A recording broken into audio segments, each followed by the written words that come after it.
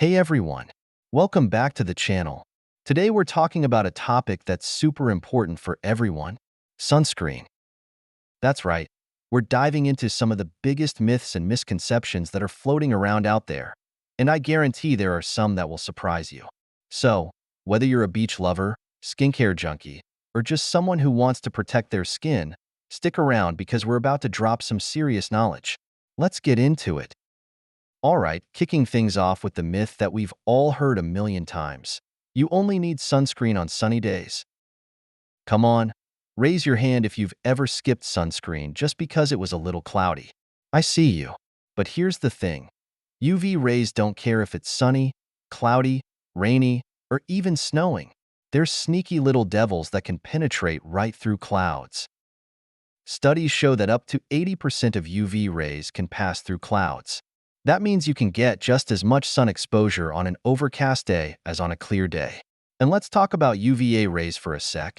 These guys are around all year, and they're not blocked by clouds or even most windows. They're the ones that cause premature aging and can damage your skin at a deeper level, contributing to things like wrinkles, dark spots, and even skin cancer. So, next time you look outside and see clouds, don't get fooled. Make sure you're putting on that sunscreen every single day, rain or shine. Myth number 2 is a big one, and honestly, it can be quite dangerous. It's the idea that people with dark skin don't need sunscreen. So many people think that if they have more melanin, they're automatically protected from the sun. But let's clear this up right now. While it's true that melanin offers some natural protection against UV rays, it is not a free pass to skip sunscreen. Sure, melanin does give some protection, about an SPF of 13 compared to the natural SPF 3 or 4 of someone with fair skin. But that's nowhere near the SPF 30 or 50 you should be using for adequate protection.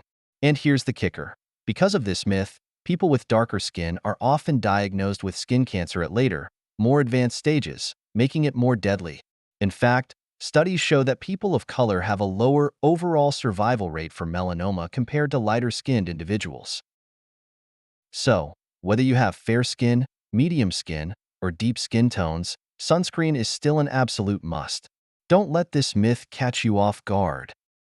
Okay, myth number 3 is all about those numbers. If I use an SPF 100, I can stay out in the sun all day. I hate to break it to you, but no, that's not how it works. Let's break this down. SPF, or sun protection factor, is a measure of how well a sunscreen protects against UVB rays, which are the rays responsible for sunburn.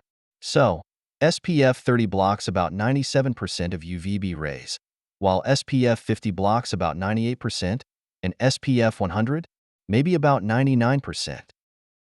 But here's the thing, no sunscreen can block 100% of UV rays. And all sunscreens, no matter how high the SPF, wear off after a couple of hours. Fun fact, the increase in protection isn't linear. So, SPF 30 isn't twice as protective as SPF 15, and SPF 100 isn't twice as protective as SPF 50. The real key is in applying enough sunscreen. Most people only apply about 25 to 50% of the recommended amount, and reapplying every 2 hours, especially after swimming or sweating. So remember, even with that high SPF, set a timer and make sure you're reapplying regularly. Don't get tricked into thinking you're invincible.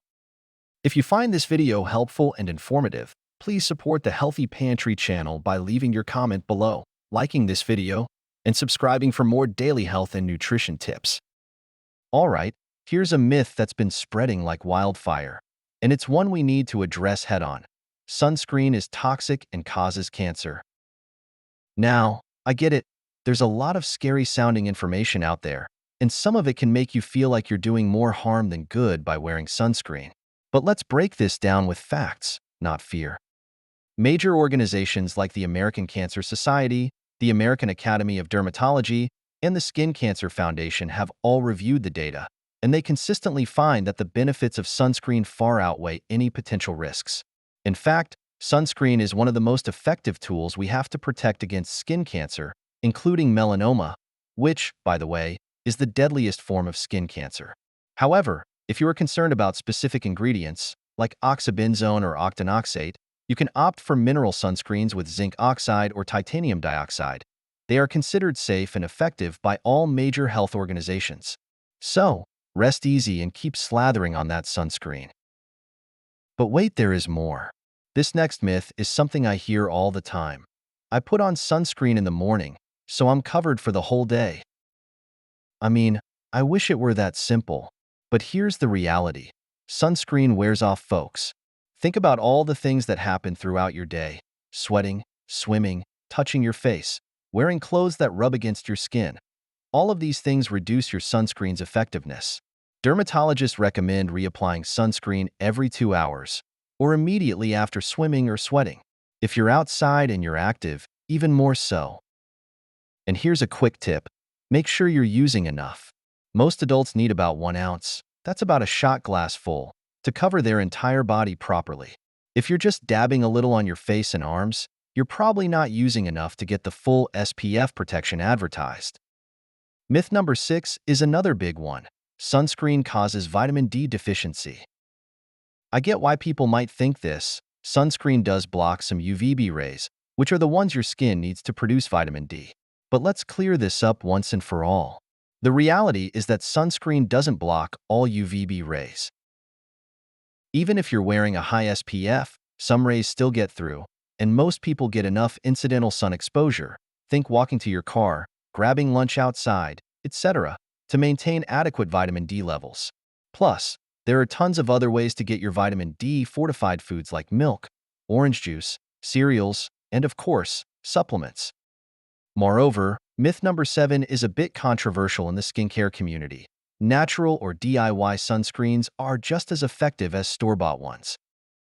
Look, I'm all for natural skincare, but when it comes to sunscreen, you want to make sure you're using a product that's been rigorously tested and proven to protect against both UVA and UVB rays. Most DIY sunscreens haven't undergone the same testing as commercial sunscreens, so there's no way to know if they're providing adequate protection. Plus, some natural oils, like coconut oil or shea butter, only have an SPF of around 5 to 10, nowhere near enough to protect you from UV radiation. What's more, here's a common myth that I hear from a lot of people. I don't need a separate sunscreen because my makeup or moisturizer already has SPF. I mean, wouldn't that be nice? But here's the scoop. While it's great that more makeup and skincare products include SPF, it's often not enough on its own. Think about it. Are you really applying that makeup or moisturizer thickly enough to get the full SPF benefit? Studies have shown that you need to apply about a quarter teaspoon to half a teaspoon of sunscreen on your face to get the SPF on the label.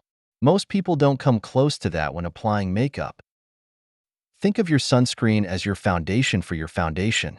Apply it first, let it absorb, and then go ahead with your makeup or moisturizer.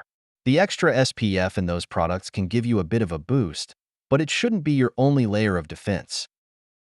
Alright, this next myth is all about numbers. SPF 30 is twice as protective as SPF 15. But here's the deal. SPF 15 blocks about 93% of UVB rays, while SPF 30 blocks about 97% and SPF 50 around 98%. So, as you can see, the increase in protection isn't as dramatic as it sounds. The difference in protection is actually quite small. What matters more is that you're using enough sunscreen and reapplying it often. So, don't get too caught up in the numbers. Focus on consistent application instead. Myth number 10 is a classic. My sunscreen is waterproof or sweatproof, so I don't need to reapply.